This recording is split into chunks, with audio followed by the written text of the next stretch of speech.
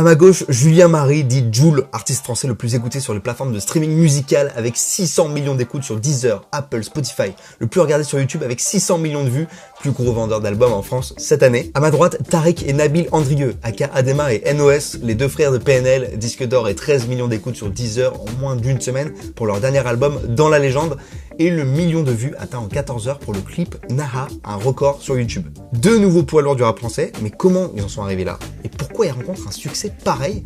Et surtout, pourquoi ils nous fascinent autant? Que ce soit dans n'importe quel sens. Juste, pourquoi?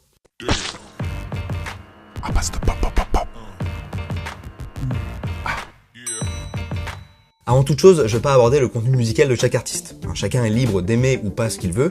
L'objectif de ce pop-up, c'est pas d'analyser leur musique, mais de comprendre pourquoi et comment ils sont déjà devenus cultes. Et une des premières raisons, c'est l'authenticité.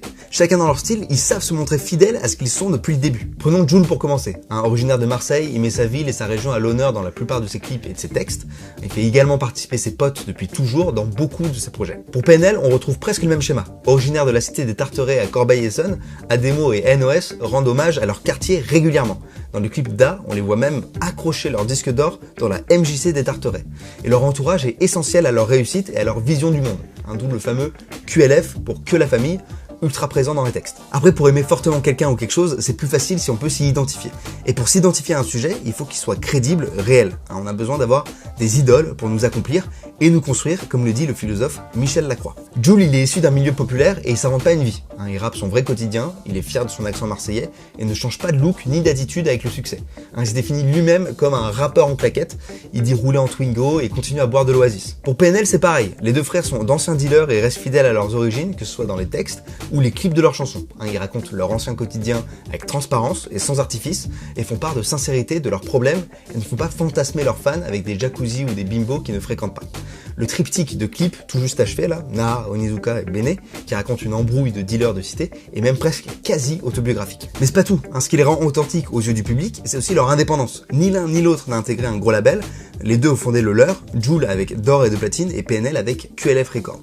Par contre, on n'est pas vraiment sur le même style graphique. De cette manière, les deux artistes sont libérés de toute contrainte artistique, pouvant être imposés par les majors, et gèrent leur business à leur façon. PNL et Jul ont créé une vraie mythologie à travers leurs clips et leurs textes. Thématiques récurrentes, références multiples, look, gimmick, tous ces éléments, en les combinant, créent un vrai univers dans lequel les fans peuvent se plonger. Et cette mythologie que les deux construisent, elle se base aussi sur des références communes à toute une génération et qui nous permet de les rendre plus proches de nous. Pour PNL, c'est Simba, les stars de foot des années 1990, Mowgli, Dragon Ball, GTO, et ça contraste avec leur image d'ex-dealer et ça dévoile leur sensibilité, renforçant encore plus le principe d'authenticité. Jul, lui, va parler de sujets beaucoup plus directs et il va pas hésiter à aborder des problématiques directement liées au quotidien des gens.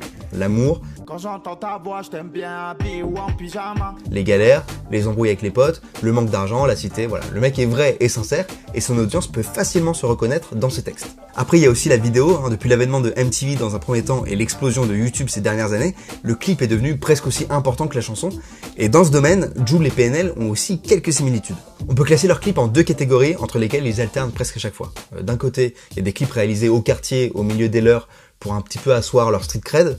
Et de l'autre, il y a des concepts vidéo qui font encore une fois leur singularité.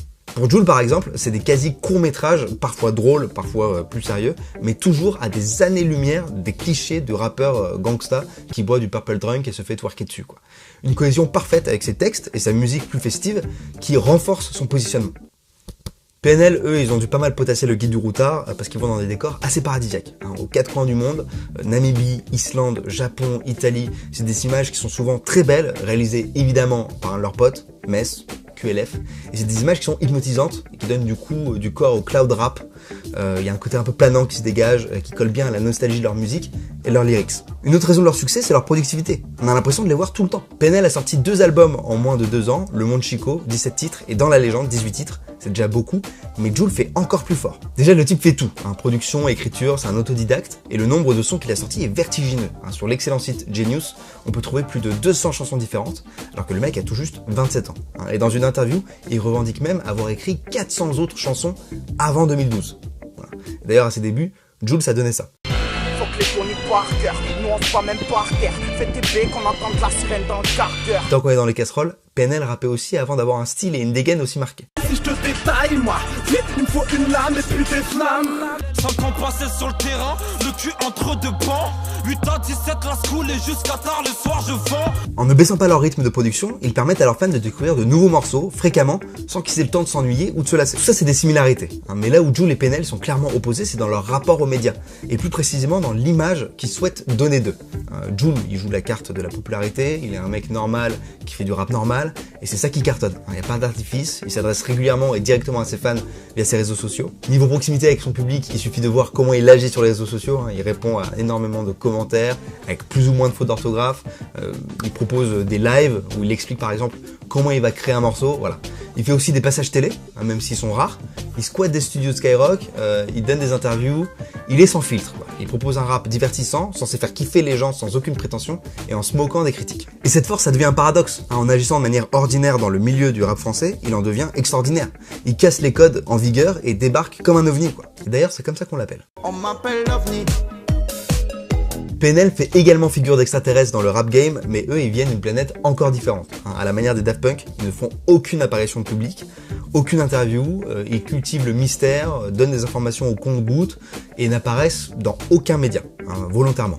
On sait pas grand chose d'eux, et ce mystère, il alimente les discussions de fans avec des interprétations et des théories en tout genre. Il y a seulement le magazine américain assez connu The Fader qui en a fait une couverture et une interview.